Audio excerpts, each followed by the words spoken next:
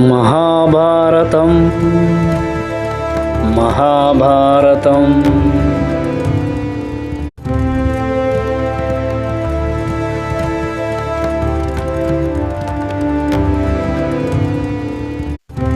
మహాభారతం 19వ అధ్యాయం జరాసంధుడు వధ. పాండవులు ఇంద్రప్రస్థాపురాన్ని ఎంతో వైభవంగా పరిపాలిస్తున్నారు. యుధిష్ఠిరుడి ఇష్టులంతా ఆయనను రాజసూయ యాగం చేసి చక్రవర్తి పదవిని పొందాలని ప్రోత్సహించారు. ఆ రోజుల్లో కూడా పాలించడానికి గొప్ప ఆశయాలుండేవని దీన్ని బట్టి తెలుస్తుంది. ఈ విషయంలో యుధిష్ఠిరుడు అనగా ధర్మరాజు శ్రీకృష్ణుడి అభిప్రాయాన్ని కోరాడు. ధర్మపుత్రుడు తనను చూడాలని అడిగిన విషయం గుర్తుకు రావడంతో శ్రీకృష్ణుడు జవాస్వాల రథంపై ఇంద్రప్రస్థపురానికి చేరాడు. నా వాళ్ళందరూ నన్ను రాజసూయ యాగం చేయాలని ప్రోత్సహిస్తున్నారు. రాజులందరితో మంచి అనిపించుకొని వాళ్ళతో కప్పాలు కట్టించుకోగల ప్రజ్ఞ గలవాడే యజ్ఞం చేసి చక్రవర్తి బిరుదు సంపాదించగలడనే అంశం మీ అందరికీ తెలిసిందే. నాకు నీవు సలహా ఇవ్వు. ప్రేమాతిశయంతో నీ మనసు మార్పు చెందదని, ఏ విషయంలోనైనా అనాలోచితంగాను పక్షపాతంగాను నీవు ఉండబోవని నాకు తెలుసు. ఇతరులకు సంతోషం కలిగిస్తుందని నీవెన్నడూ సలహాలు ఇచ్చేవాడివి కాదు. ఇతరులు సంతోషించడంలో నీకు సంబంధం లేదు. నీవు ఇచ్చే అభిప్రాయం సలహా ధర్మంగాను ఆచరణీయంగాను ఉంటుంది అన్నాడు యుధిష్ఠిరుడు. దానికి శ్రీకృష్ణుడు అలాగే, ఆ కారణం వల్ల నేను చెప్పేదేమంటే, మగధరాజు గనుడని చెప్పే రాజసంధుడు జీవించి ఉన్నంతకాలము నీకు చక్రవర్తి బిరుదు రాదు. అతడు చాలామంది రాజులను జయించి వారిని తనకు మృత్యులుగా మార్చుకున్నాడు. క్షత్రియులంతా పరాక్రమవంతుడైన శిశుపాలుడు కూడా జరాసంధుడి ప్రభావానికి భయపడి లోబడిపోయాడు. ఉగ్రసేనుడి కుమారుడు దుర్మార్గుడు అయిన కంసుడి గురించి విన్నావు కదా. అతడు రాజసంధుడి అల్లుడు. జరాసంధుడి అల్లుడు. అతడికి కంసుడు సహాయకుడు అయిన తర్వాత నేను నా ప్రజలు జరాసంధుడిపై దాడికి వెళ్ళాము. 3 ఏళ్ల పాటు ఎడతెగని యుద్ధం జరిగింది. మేము ఓడిపోయామని చెప్పగా తప్పదు. అప్పుడు మేము మధుర వదిలి పశ్చిమ దిశలో ఉన్న ద్వారకకు వెళ్ళాము. అక్కడ ఒక గొప్ప పట్టణాన్ని నిర్మించుకొని సుఖంగా సమృద్ధిగా జీవనం గడుపుతున్నాము. దుర్యోధనుడు, కర్ణుడు ఇంకా ఇతరులు నీవు చక్రవర్తి పదవి పొందడానికి సమ్మతించినా జరాసంధుడు తప్పకుండా నీకు ఎదురు తిరుగుతాడు. కనుక తిరుగుబాటు లేకుండా చేయడానికి అతన్ని ఓడించి చంపాలి. అప్పుడు నీవు రాజసూయం పూర్తి చేయడమే కాకుండా జరాసంధుడి వల్ల బందీలైన రాజులను విముక్తులను చేస్తే వారి స్నేహాన్ని, గౌరవాన్ని కూడా పొందుతావు. కృష్ణుడి మాటలు విన్న యుధిష్ఠిరుడు అనగా ధర్మరాజు, నేను ఒప్పుకుంటాను. రాజ్యాలను న్యాయంగా ధర్మసమ్మతంగా పాలిస్తూ అత్యాశకు పోకుండా సౌఖ్యంగా జీవించే అనేక మంది రాజుల్లో నేనొకన్ని. చక్రవర్తి అవ్వడం అనేది అంత పదవికి అర్హులం అన్నది తెలియజేయడానికి, గర్వపడటానికి మాత్రమే తప్ప వేరు కాదు. రాజు అన్నవాడు తన రాజ్యంతో ఎందుకు సంతృప్తి చెందకూడదు. కనుక చక్రవర్తి కావాలనే కోరికను నేను విడిచి పెడుతున్నాను. ఆ బిరుదు నిశ్చయంగా నన్ను ఆశ పెట్టడం లేదు.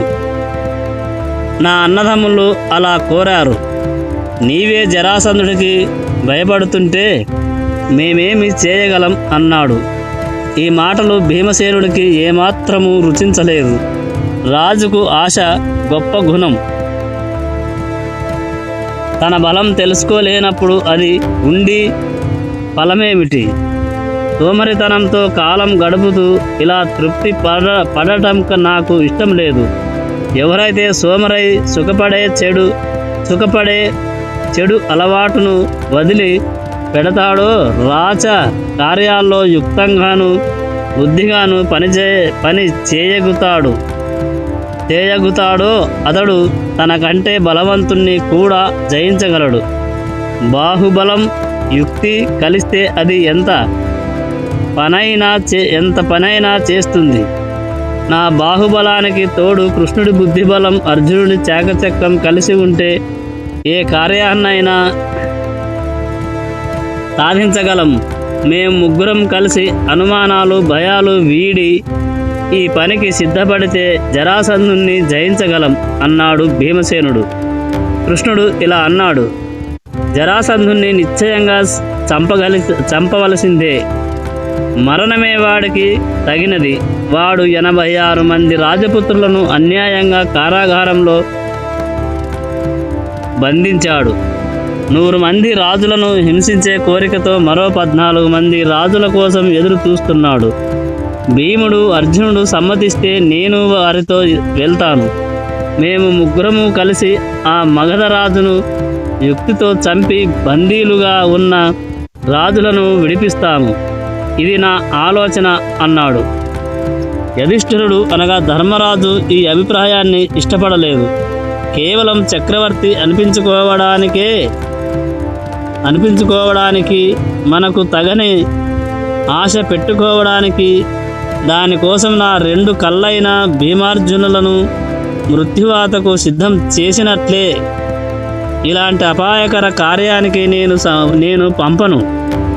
రాజసూయ యాగం ప్రసక్తే లేదు. ఆ ప్రయత్నం వద్దు అన్నాడు యుధిష్ఠిరుడు.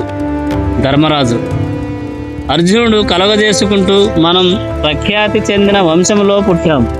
ధైర్యం, శౌర్యం, వీరకృత్యం లేకుంటే జీవించి ఫలితమేంటి? క్షత్రియుడికి ఎన్ని సుగుణాలున్నా తాను కార్యసాధనకు పాటుపడకపోతే ఆ రాజుకు కీర్తి లభించదు. ఉత్సాహం జయానికి సూచిక. మనం చేపట్టిన కార్యం శక్తి యుక్తితో చేస్తే సంపదను పొందగలం.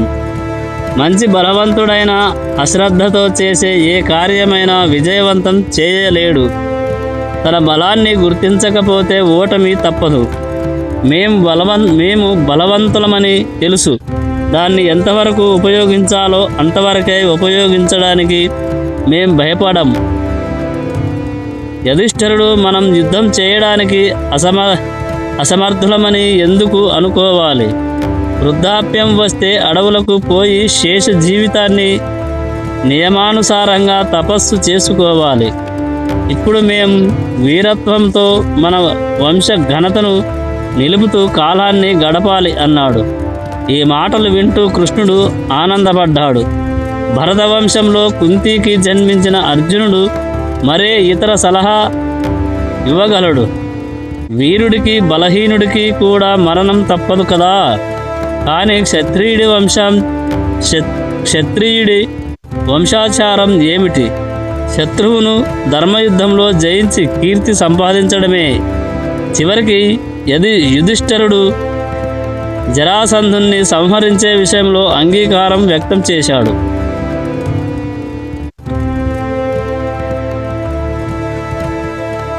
అధ్యాయం 20 జరాసంధ వధ. మగధ రాజ్యాన్ని బృహద్రథుడు పాలిస్తున్నాడు. గొప్ప వీరుడనే పేరుంది. 3 సైన్య పటాలాలకు అధిపతిగా ఉన్నాడు.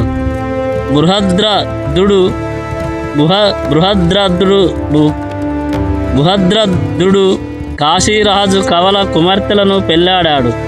వారిరువురి పట్ల పక్షపాతం చూపనని వాగ్దానం చేశాడు.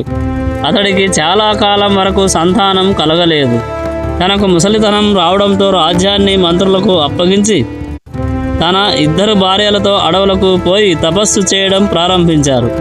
సంతానం లేదన్న చింతతో విచారగ్రస్తుడై గౌతముని పుత్రుడైన కౌశిక్ మహాముని వద్దకు వెళ్ళాడు. ఆ ఋషి రాజు విచారాన్ని చూసి కనికరించి నీకేమి కావాలి అని ప్రశ్నించాడు. దానికి రాజు, నాకు సంతానం లేదు, నా రాజ్యాన్ని వదిలి అడవికి వచ్చాను, నాకు పిల్లలను ప్రసాదించు అన్నాడు. ఋషి హృదయం దయతో ద్రవించి పోయింది. ఈ రాజుకు నేను ఎలా సాయం చేయగలనా అనే ఆలోచనలో ఉన్నాడు. అంతలో ఓ మామిడి పండు రివ్వున వచ్చి ఆయన ఒడిలో పడింది. దాన్ని రాజుకిచ్చి, ఇది తీసుకో, నీ కోరిక నెరవేరుతుంది అన్నాడు. రాజు ఆ పండును 2 సగభాగాలుగా చేసి ఒక్కో భాగాన్ని ఒక్కో భార్యకు ఇచ్చాడు. ఇది వరకు తాను వీరిరువురి పట్ల పక్షపాతం లేకుండా ఉంటానన్న వాగ్దానాన్ని అనుసరించి అలా చేశాడు. ఆ ఫలాన్ని తిన్న కొంతకాలానికి రాజు భార్యలు గర్భవతులయ్యారు. సకాలంలో ప్రసవించారు. బిడ్డలు కలిగారన్న సంతోష సమయంలో వారికి సంతోషం మిగల్లేదు. 2 భార్యలు శిశువు అర్ధభాగమే ప్రసవించారు. ఋషి అందజేసిన మామిడి పండును 2 భాగాలు చేసి భార్యలకు ఇవ్వడం వల్ల వారికి అర్ధ శిశువులు జన్మించారు. ఆ అర్ధ శిశువులు అసహ్యంగా ఉన్నారు. ఆ సగాలు ఒకే శిశువు చెరో పార్శ్వ భాగాలే, సగం ముఖం సగం కన్ను, సగం ముఖం, ఓ కన్ను, ఒక చేయి, ఒక కాలు, ఒక చెవితో శిశువులు ఉన్నారు. రాజు అతడి భార్యలు తీవ్రంగా విచారించి దాసీలను పిలిపించారు. ఈ శిశువు భాగాలను ఒక గుడ్డలో చుట్టి బయట పారవేయాలని చెప్పారు. దాసీలు వాటిని వీధిలోని చెత్త కుప్పపై పడవేశారు. మాంసాహారి అయిన ఓ రాక్షసి ఆ పెంట కుప్ప వద్దకు వచ్చింది. 2 శిశువు మాంసపు ముద్దలను చూసి ఇక తన పంట పండింది అనుకుంది. తనకు మంచి ఆహారం లభించిందని సంతోషించింది. 2 ముక్కలను ఒకేమారు చేతితో పట్టుకుంది. కాకతాళికంగా ఆ 2 సగభాగాలు ఒకే శిశువుగా రూపుదిద్దుకున్నాయి. పైగా సజీవంగా ఉంది. ఆ మార్పుకు రాక్షసి ఆశ్చర్యచకితురాలయ్యింది. ఆ శిశువును తినదలుచుకోలేదు. రాక్షసి ఓ అందమైన స్త్రీ రూపం ధరించి రాజు వద్దకు వెళ్ళి, ఇదిగో నీ బిడ్డ అని చేతిలో పెట్టింది. రాజు బ్రహ్మానందభరితుడై బిడ్డను భార్యకిచ్చాడు. ఆ శిశువే జరాసంధుడు. అతడు పెద్దవాడవుతున్నాడు, బహుబల సంపన్నుడు అవుతున్నాడు. అతడి శరీరం 2 సగభాగాల కలయికతో ఏర్పడి ఉంది. తగినంత శక్తి ఉపయోగిస్తే మరలా ఆ కాయాన్ని 2 ముక్కలుగా చీల్చడానికి అవకాశం కలిగి ఉంది. అలా విడదీసినా మళ్ళీ ఒకే కాయంగా రూపుదిద్దుకుంటుంది. ఇలా ఎన్నిసార్లు చేసినా మళ్ళీ మళ్ళీ శరీరం కలిసిపోతూ ఉంటుంది. జరాసంధుణ్ణి జయించే చంపే అంశం నిశ్చయమైన తరువాత కృష్ణుడు ఇలా అన్నాడు, హంసుడు, హిడంబకుడు, కంసుడు మొదలైన రాజసంధ సహాయకులు చనిపోయారు. ఇప్పుడు జరాసంధుడు ఏకాకి కావున అతన్ని చంపడానికి ఇదే మంచి తరుణం.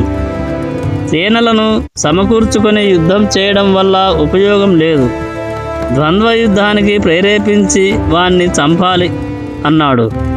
ఆ కాలపు క్షత్రియ ధర్మాన్ని అనుసరించి ఆయుధంతో గాని నిరాయుధుడైనా గాని ద్వంద్వ యుద్ధానికి పిలిస్తే సమ్మతిస్తారు. నిరాయుధ యుద్ధం అంటే ముష్టి యుద్ధమే. పిడికిళ్లకు బరువైన తంచులు బిగించి చేసేది, లేకపోతే అది కుస్తీ అయినా కావచ్చు. క్షత్రియ ధర్మయుక్త కుస్తీ యుద్ధంలోనే జరాసంధుణ్ణి చంపడానికి కృష్ణుడు పాండవులు నిశ్చయించారు. జరాసంధుడికి దుశ్శకునాలు కనిపిస్తున్నాయి. వీటిని పోగొట్టుకోవడానికి బ్రాహ్మణులతో శాంతి పౌష్టిక కర్మలను చేయిస్తున్నాడు. అతడు కూడా ఉపవాసాది కర్మలతో ప్రాయశ్చిత్తం చేసుకుంటున్నాడు. శ్రీకృష్ణ భీమార్జునులు నిరాయుధులై జరాసంధుడి కోటలోకి ప్రవేశించారు. ఆ వచ్చిన వారి తేజస్సును గొప్పదనాన్ని చూసి జరాసంధుడు వారిని ఎవరో మహానుభావులని గుర్తించి వారిని సగౌరవంగా ఆహ్వానించాడు. జరాసంధుడు వారి యోగక్షేమాలను విచారించాడు. భీమార్జునులు మౌనంగా ఉండిపోయారు. వారి పక్షాన శ్రీకృష్ణుడే. వీరిరువురు ప్రస్తుతం వారి మత సంబంధమైన వ్రతదీక్షను అనుసరించి మౌనంగా ఉన్నారు. అర్ధరాత్రైన తర్వాతే మాట్లాడతారు అన్నాడు. జరాసంధుడు వారు ముగ్గురును తన అగ్నిహోత్రశాలలోకి ఆహ్వానించి తాను కోటలోకి వెళ్ళాడు. మహామహులైన ఉత్తమ అతిథులు తన గృహానికి వ్రతదీక్ష పూని వచ్చినప్పుడు వారితో వారి సావకాశాన్ని అనుసరించి ఏదైనా ప్రసంగం చేయించడం రాజసంధుడికి అలవాటు ఉంది. అందువల్ల అర్ధరాత్రి సమయంలో వారిని దర్శించడానికి వెళ్ళాడు. వారి నడవడిక గమనించిన జరాసంధుడికి ఓ విధమైన అనుమానం కలిగింది.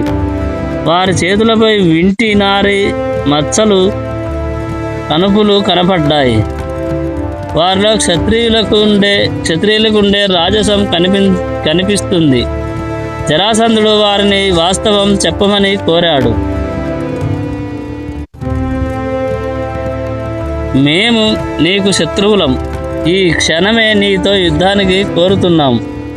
మాలో ఎవరినైనా నీకిష్టమైన వారిని ఎన్నుకొని యుద్ధానికి రా అన్నారు భీమార్జునుడు. ఆ వచ్చిన ముగ్గురు ఎవరో పూర్తిగా అర్థం చేసుకున్నాడు. జరాసంధుడు, కృష్ణుడా, నీవు పశువుల కాపరివి. అర్జునుడు చిన్నవాడు, భీముడు బలశాలి అనే పేరున్నవాడు కనుక భీముడితో యుద్ధం చేస్తాను అన్నాడు. భీముడు నిరాయుధుడుగా ఉన్నందున జరాసంధుడు కూడా యుద్ధ ధర్మానుసారం నిరాయుధుడుగానే యుద్ధం చేయడానికి సంసిద్ధుడయ్యాడు. బలంలో భీమ జరాసంధులు ఇద్దరూ సమానమే. విరామం లేకుండా, నిద్రాహారాలు లేకుండా 13 రోజులు వారు పోరాడారు. వారిని గమనిస్తున్న కృష్ణార్జునులు ఒకసారి ఆశ, మరోసారి నిరాశ కలిగేది. 14వ రోజున జరాసంధుడిలో అలసట కనిపించింది. శ్రీకృష్ణుడు రాజసంధుణ్ణి చంపడానికిదే సమయం అని భీముడిని అప్రమత్తం చేశాడు. తక్షణం భీముడు జరాసంధుణ్ణి పైకెత్తి 100 సార్లు గిరగిరా తిప్పి నేలకు కొట్టి 2 కాళ్ళు పట్టుకొని అతడి శరీరాన్ని 2 భాగాలుగా చీల్చి గంభీరంగా అరిచాడు. 2గా నిలువుగా చీల్చిన దేహం మళ్ళీ ఏకమై మళ్ళీ భీముడితో తలబడ్డాడు. భీముడు ఆ సంఘటనకు చకితుడయ్యాడు. ఏమి చేయాలో తోచలేదు. శ్రీకృష్ణుడు భీముడు తన వంక చూసినప్పుడు ఓ గడ్డి పరకను 2గా చీల్చి వాటిని అభిముఖంగా గాక వ్యతిరేకంగా దిశలో పడవేశాడు. ఇది గమనించిన భీముడు యుద్ధంలో జరాసంధుణ్ణి చీల్చి ఆ 2 ముక్కలను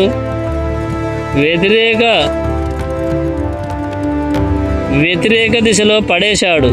ఈసారి చీల్చబడిన జరాసంధుడి దేహం ఏకం కాలేదు. జరాసంధుడు మరణించాడు. రాజపుత్రులు చెరసాల నుంచి విడుదలయ్యారు.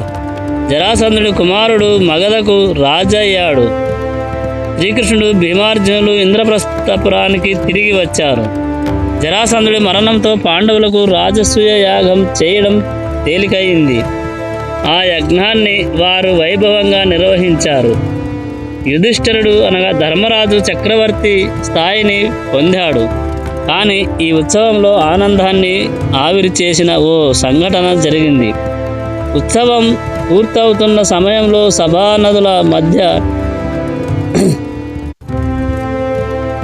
సభాసదుల మధ్య ఉన్న శిశుపాలుడు ఆ సందర్భంగా ప్రవర్తించాడు. శ్రీకృష్ణుడి కోపాగ్నికి గురై మరణించాడు. ఈ కథ తర్వాత అధ్యాయంలో వస్తుంది.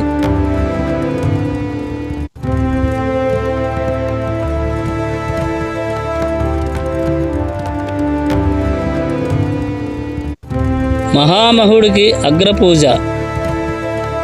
సభలో ఒకరు తనకేదైనా ఇష్టం లేని అంశ చర్చించేటప్పుడు తన సమ్మతిని తెలియజేస్తూనే ఆ సభ నుంచి బయటకు వెళ్ళడం కొత్త అలవాటు కాదు. మహాభారతం వల్ల ఈ అంశం అప్పటి కాలంలోనూ ఉండేదని తెలుస్తుంది. అప్పటికి హిందూ దేశం అనేక స్వతంత్ర రాజ్యాలతో నిండి ఉంది. ప్రతి చిన్న స్వతంత్ర రాజ్యాన్ని దాని స్వతంత్రతను గౌరవించేవారు. అప్పుడప్పుడు ఎవరో ఆశగల ఓ రాజు తన తోటి రాజులతో సంప్రదించి వారి అనుమతి పొంది తాను చక్రవర్తి అని వారిపై కూడా అధికారం చెలాయించేవారు. చక్రవర్తి కాబోయే రాజు మిగతా రాజుల అంగీకారంతో రాజసూయ యాగ ప్రయత్నం చేసి ఆ రాజులను ముందుగానే ఆహ్వానించి వారి సమక్షంలో యజ్ఞం చేసిన తర్వాతే తన ఆధిపత్యాన్ని స్థిరపరచుకోవాలి. ఈ ఆచారం ప్రకారం జరాసంధుని చంపిన తర్వాత రాజులందరినీ పిలిచి యుధిష్ఠిరుడు యజ్ఞాన్ని పూర్తి చేశాడు. యజ్ఞం పూర్తయ్యేటప్పుడు జరగాల్సిన ముఖ్య మర్యాదలను చేసే తరుణం వచ్చింది. అక్కడి సభలో ఉన్న రాజులందరిలోనూ అగ్రపూజ అందుకోవడానికి తగినవాడని నిర్ణయించి అతడికి మొదట గౌరవం పూజ చేయడమన్నది ఆచారంగా ఉంది. ముందుగా ఎవరికి పూజ చేసి గౌరవించాలి అన్న ప్రశ్న ఎదురైంది. ద్వారకాధిపతి శ్రీకృష్ణుడే ఈ అగ్రపూజకు తగినవాడని కులపెద్ద భీష్ముడు నొక్కి చెప్పాడు. యుధిష్ఠిరుడి అభిప్రాయం కూడా అదే అని తెలియజేశాడు. దీంతో యుధిష్ఠిరుడు భీష్ముడి అభిప్రాయాన్ని అనుసరించాడు. అతడి ఆజ్ఞతో సహదేవుడు శ్రీకృష్ణుడికి శాస్త్రోక్తంగా అగ్రపూజ చేశాడు. చేదీరాజు శిశుపాలుడు కృష్ణుడికి బద్ధ విరోధి. దుర్మార్గానికి సన్మార్గానికి ఈ వైరుధ్యం ఎప్పుడూ ఉన్నదే కనుక శ్రీకృష్ణుడిని పూజించడం సహకరించలేకపోయాడు. శిశుపాలుడు వికటహట్టాసంగా చేసి ఇలా అన్నాడు: ఎంత అసందర్భం, అన్యాయం! ఇలాంటివి ఇక్కడ జరగడం వింత కాదు. ఎవరు అగ్రపూజార్హులు అని ప్రశ్నించినతడు వివాహమాడిన దంపతులకు పుట్టినవాడు కాదు. అంతే కుంతి సంతానాన్ని నిందించాడు. అగ్రపూజ అందుకోదగిన వ్యక్తి పేరు చెప్పినవాడు ఎప్పుడు ఎత్తు నుంచి దిగువకు వచ్చు దాని కుమారుడు అంటే ఎత్తు నుంచి పల్లానికి ప్రవహించే గంగానది పుత్రుడై భీష్ముణ్ణి నిందించాడు. ఎవడైతే అగ్రపూజ చేశాడో వాడు వివాహం చేసుకున్న దంపతులకు పుట్టినవాడు కాదు. ఇక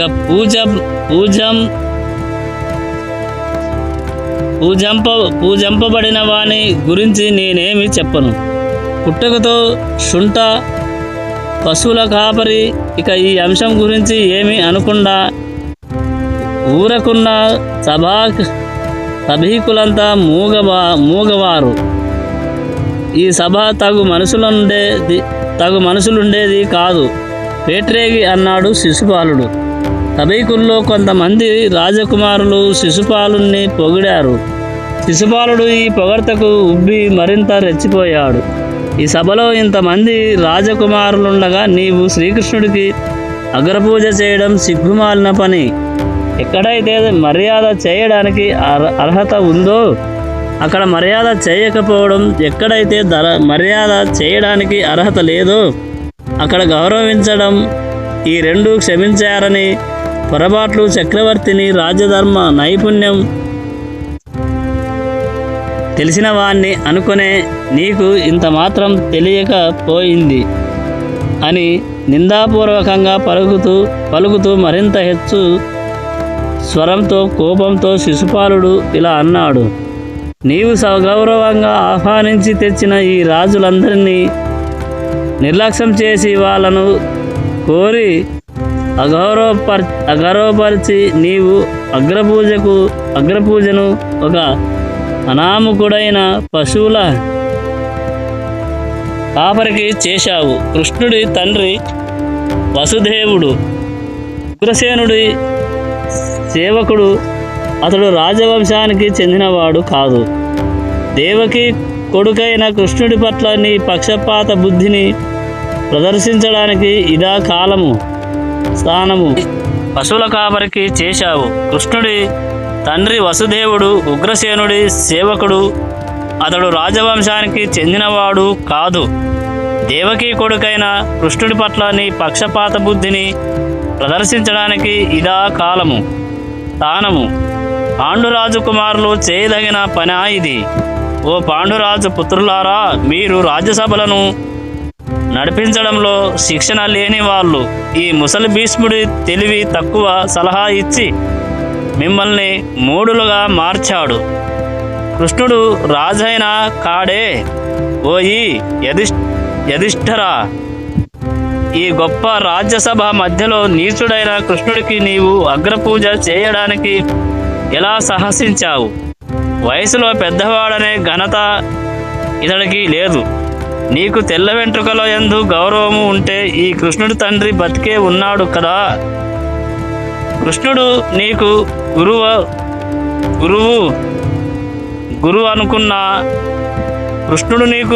అనుకున్నా నీ గురువైన ద్రోణుడు ఈ సభలోనే ఉన్నాడు. యజ్ఞాలు చేయడంలో నేర్పరివని ఆ కృష్ణుణ్ణి పూజించావా? గురువైన వ్యాసుడు కూడా ఇక్కడే ఉన్నాడే. నీవు నీ కుటుంబ పెద్ద అయిన భీష్ముని పూజించినా కొంత బాగుండేది. అతడికి ముసలితనపు స్వల్ప బుద్ధులున్నా మీ కుటుంబంలో వయసులో పెద్దవాడనే ఘనత అతడికి ఉంది. నీ కుటుంబ గురువైన కృపాచార్యులు కూడా ఇక్కడే ఉన్నారు. ఈ సందర్భంలో ఆ పశువుల కాపరికి అగ్రపూజ ఎలా చేశావు? మహావీరుడు సకల శాస్త్ర సారంగతుడు అశ్వత్థామ కూడా ఇక్కడే ఉన్నాడు. ఆయన్ను మరిచి ఈ శ్రీకృష్ణుడిని ఎందుకు ఎన్నుకున్నావు? ఇంకా ఇక్కడకు వచ్చిన రాజుల్లో దుర్యోధనుడు కూడా ఉన్నాడు. పరశురాముడి శిష్యుడైన కర్ణుడు ఉన్నాడు. ఈ కర్ణుడే కదా ఒక్కడే జరాసంధుడితో యుద్ధం చేసి ఓడించాడే. చిన్నపిల్లల తరహా పక్షపాత బుద్ధిని కనపరిచి కర్ణుని వదిలి కృష్ణుడికి అగ్రపూజ చేశావు. కృష్ణుడు రాజు కాదు, వీరుడు కాదు, చదువు లేదు. అతడు కేవలం ఒక నీచ పశువుల కాపరి. అగ్రపూజ పేరుతో మమ్మల్ని అందరినీ అవమానించావు. ఓ రాజులారా, ఈ యుధిష్ఠరుడు చక్రవర్తి అయి ఉండటానికి అతడి వల్ల భయంతో మనం సమ్మతించలేము. అతడు శత్రువైనా మిత్రుడైనా మాకంత లక్ష్యం లేదు. కానీ ప్రజలందరూ ఇతన్ని గురించి న్యాయప్రభువన్న ప్రేలాపన విని ధర్మాన్ని నిలబడడానికి అతడు తగునని మనం సమ్మతించాం. ఇప్పుడే యుధిష్ఠరుడు మనలందరినీ న్యాయము ధర్మము అని పలుకుతూ ఇలా నీచపరిచాడు. జరాసంధుణ్ణి అన్యాయంగా చంపిన ఈ కృష్ణుడికి మర్యాద చేసి అగ్రపూజ చేయడంలో ఈ యుధిష్ఠరుడికి నీతి ధర్మం ఎలా ఉపయోగపడ్డాయి? ఇక్కడి నుంచి మీరంతా యుధిష్ఠరుణ్ణి అధర్మ రాజు అని పలుకుతుండాలి. ఓ ఈ కృష్ణ, తప్పు మార్గంలో పాండవులను నడిపించిన నీకు వారు తగని మర్యాదలు చేసినా పుచ్చుకోవడానికి నీకు సిగ్గు లేకపోయింది. నిన్ను నీవు మరచిపోయావా లేక సదాచారాలు మరచావా? ఎవరికి అక్కరలేని ఆహారాన్ని ఒక కుక్క దొంగలించినట్లు నీవు దాన్ని అనుసరించావా? ఈ జరిగిన నాటకమంతా ఓ విధంగా నిన్ను ఈ సడి నుంచి వెక్కిరించి అవమానపరచడానికి నీకు తెలియదా? అందమైన వస్తువులను గుడ్డివాడికి చూపడం, నపుంసకుడికి కన్యనిచ్చి పెళ్లి చేయడం వంటి వెక్కిరింపు పనుల లాంటివే ఇవి కూడా. అలాగే ఈ రాచమర్యాదలు నిశ్చయంగా నిన్ను నీచపరచడానికే జరిగాయి. కాబోయే చక్రవర్తి అయ్యే యుధిష్ఠరుడు ముసలివాడు అయినందున బుద్ధి చలించిన భీష్ముడు, ఈ నీచుడైన కృష్ణుడు, ఈ ముగ్గురు ఒకే రకం వారు. ఈ పరుష మాటలు అని శిశుపాలుడు తన ఆసనం నుంచి లేచి ఈ కార్యక్రమం ఇష్టం లేని పలువురు రాజులతో కలిసి సభాభవనం నుంచి బయటకు వెళ్ళాడు. యుధిష్ఠిరుడు వారి వెంట వెళ్ళి వారిని శాంతింపచేసేందుకు ప్రయత్నించాడు. కానీ వారందరూ ఆయనపై మిక్కిలి కోపం ప్రదర్శించి అక్కడి నుంచి వెళ్ళిపోయాడారు. శిశుపాలుడి డాంబిక చెడు ప్రేలాపనలు మరింత పెరిగాయి. దీంతో శ్రీకృష్ణ శిశుపాలుడి మధ్య పెద్ద జగడం వచ్చింది. ఆ సందర్భంగా జరిగిన యుద్ధంలో శిశుపాలుడు మరణించాడు. రాజసూయ యాగం పూర్తయింది. యుధిష్ఠిరుణ్ణి చక్రవర్తిగా అందరూ ఆమోదించారు. మిగతాది రేపటి వీడియోలో తెలుసుకుందాం. జై శ్రీకృష్ణ. ఓం నమో నారాయణాయ. హరే కృష్ణ కృష్ణ కృష్ణ హరే హరే. హరే రామ రామ రామ హరే హరే. జై శ్రీకృష్ణ.